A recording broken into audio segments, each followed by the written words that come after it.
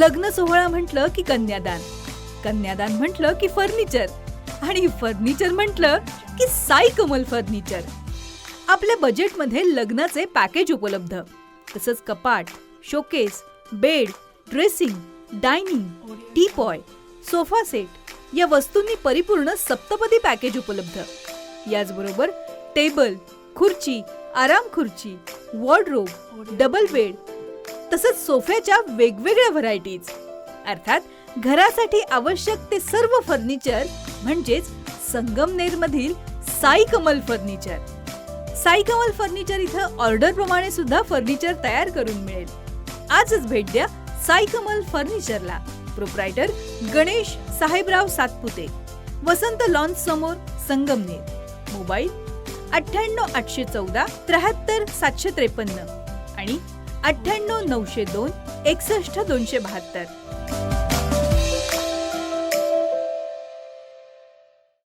निमित्तानं आपल्या गोहा गावचे आणि परिसरातले सर्व भक्त भाविक आपण मोठ्या श्रद्धेनं आपल्या देवाचं दर्शन घेण्याकरता आपली यात्रा मोठ्या उत्साहात साजरे करण्याकरता सर्व माता भगिनी असतील, तरुण वर्ग असेल, आपण जमलेलो आहोत. खरं कालपर्यंत या यात्रेला स्टे होता.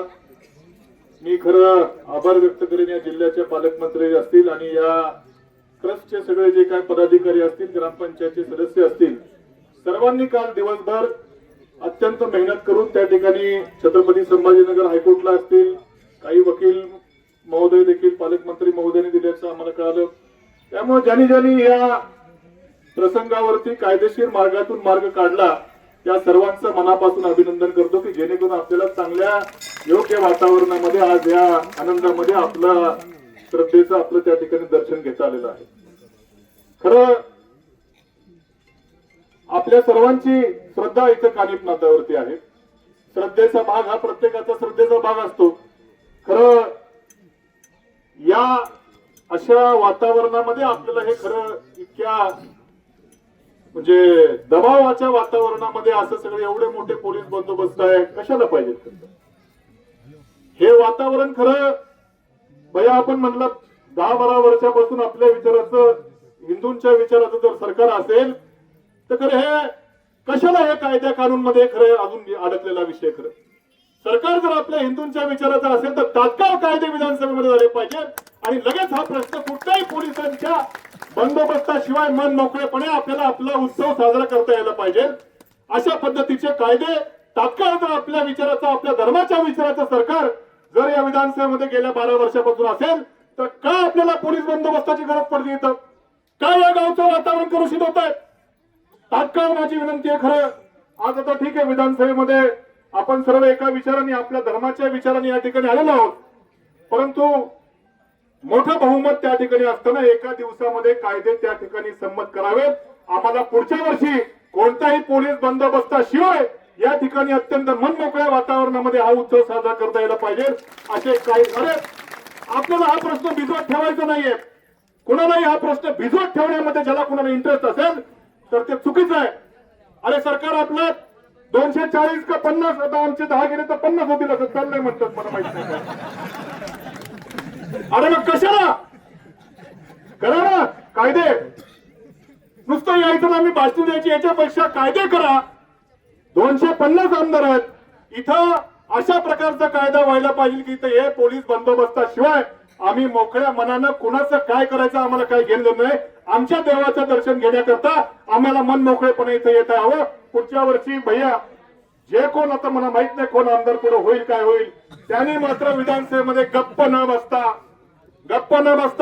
खाजगी विधेयकानं काय करावं, परंतु असे कायदे करावेत की इथं कुठल्याही पोलीस बंदोबस्ताशिवाय सगळं वातावरण निवडून माझ्या माता भगिनींना मंजूर आहे का की जेणेकरून तिथं काय पोलीस बंदोबस्त मान मोकळेपणाने आपलं पहिलं चालवतं सगळं त्या पद्धतीनं झालं पाहिजे. असे कायदे विधानसभेमध्ये तयार झाले पाहिजे. आपल्या धर्माच्या विचाराचं सरकारवरती बसले काय अडचण येणार नाही.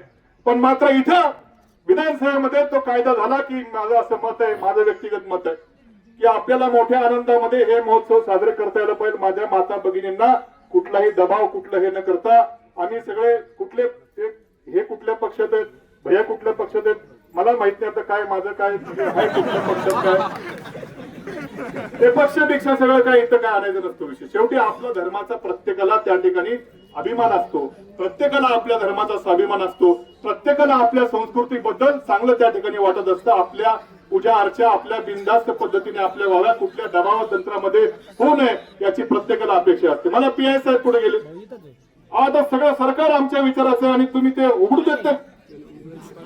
मग इथं येऊन आम्हाला तुम्हाला सांगावं लागतंय उघडा आणि हे करा.